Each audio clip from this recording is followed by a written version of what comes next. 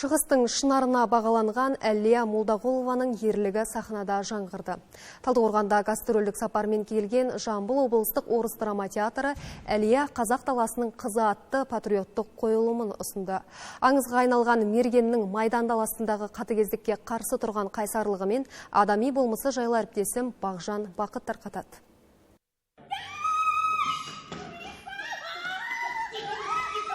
Сахна шымылдығы түріліп, көрермен Әлиямен бір топ бойжеткеннің алғашқы әскери дайындығына куә болады. Өрімдей арулардың сұрапыл соғысқа аттанар алдындағы таныстығы мен іріктеуден өтуі сюжеттің бастапқы нүктесіндей. Мұнда кешегі бейбіт өмірден келген арулардың әскер қатарына бейімделуімен алғашқы қадамдар көрсетіледі. Режиссер Әлиямен оның қарулас құрбыларының қалай шыңдалғанын шебер өрнектеген.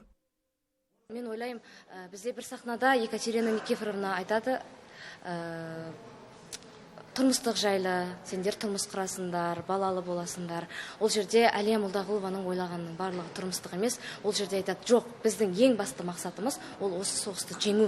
Біз соғысты жеңуіміз керек. Яғни, соғыс болмаған күннің өзінде ол бір жерде басқарып отыратын еді, менің ойым. Сондай батыл, сондай батыр қыз болған.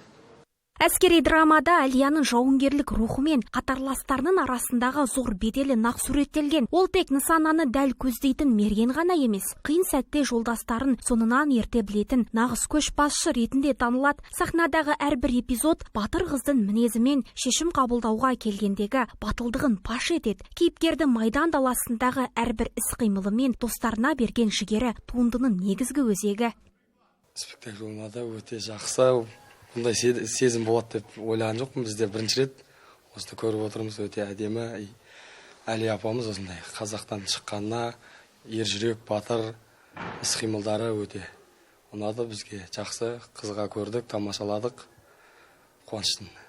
Бұл шығарма тек ерлік туралы ғана емес, асқақ рух пен адамгершілік мұратына арналған тағзым. Спектакль соңында батыр қыздың өшпес бейнесі мәңгілікке бет түзейді. Патриоттық туынды өскелең ұрпаққа тағылымды тәрбие сыйлап, батыр аналарымызға деген құрметті нығайта түсті. Майдан даласында 78 жаудың көзін жойған мергеннің өшпес ізі сахна төрінде осылайша қайта тірілді. Айта кетейік, қойылым алдағы күндерде жалғасын тауып, жетісу жұртшылығына рухани азық сыйламақ. Бағжан Бақыт, Ерлан Азанбай, Жетісу телеарнасы.